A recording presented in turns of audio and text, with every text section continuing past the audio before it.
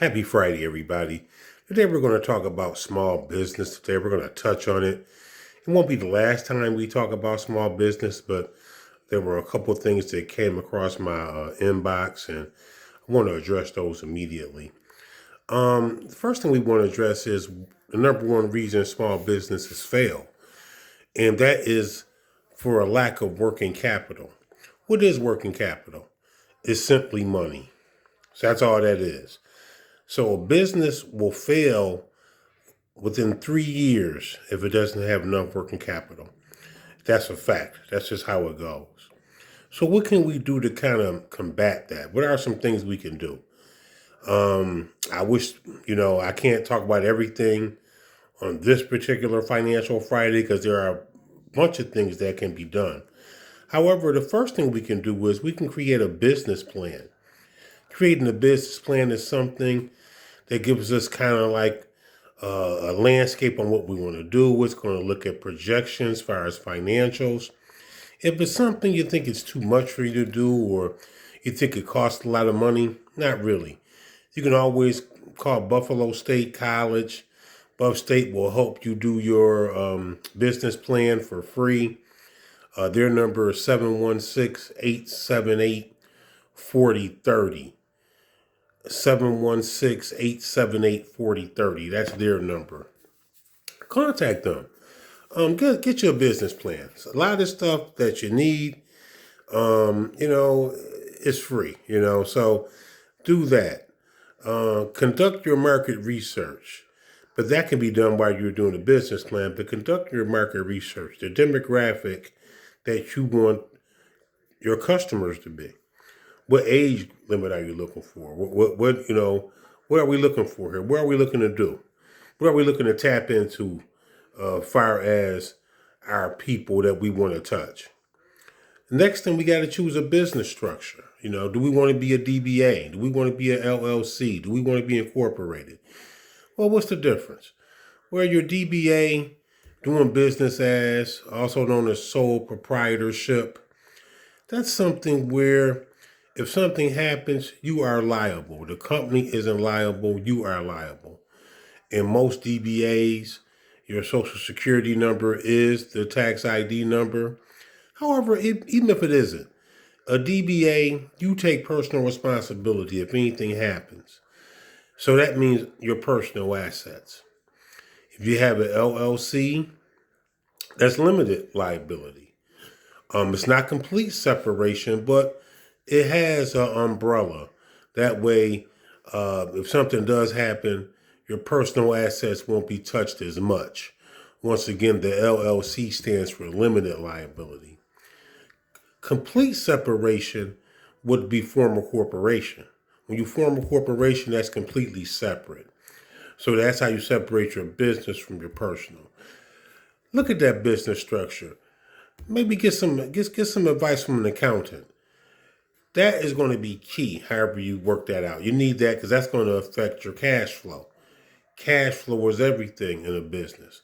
Once again, we started off talking about the reason that businesses fail is for a lack of working capital. So we want to make sure we have that together, the business structure together, the research together, the business plan together. You want to try and make sure you try to get your credit score together. Right now, you need to be right around 660 to get anything done. If you're under 660, there is hope. You can always contact Pursuit of Western New York.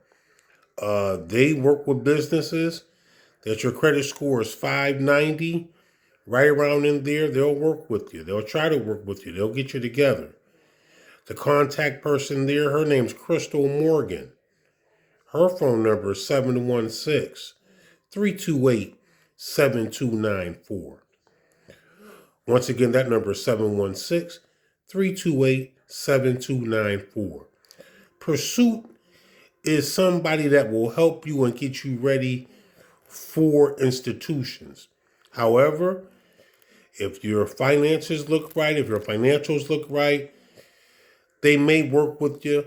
That's what they specialize in, is working with people that the banks don't want to work with.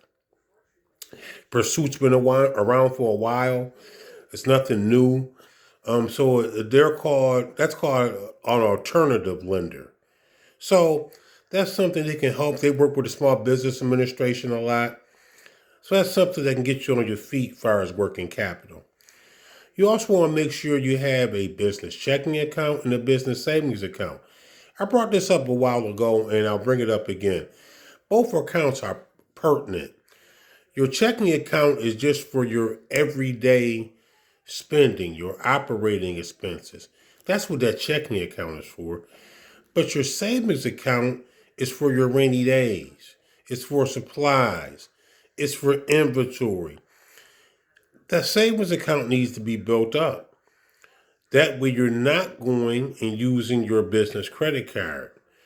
Please remember that credit usage is looked at even on the business side. We want to make sure we do not have heavy credit usage. Banks look at that. They look at it on the personal side.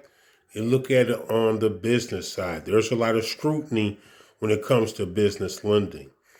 The risk rating is a number that they go by. That coincides with your credit score somewhat. That's a 2-digit number. The lower the number, the better off you are. So that's a number usually people don't talk about. Underwriters look at the risk rating. In most cases, probably the branch manager or that business banker looks at that risk rating. That risk rating is everything because that's giving us a propensity to see if you can get funded or not. So we want to make sure that we're there when it comes to that.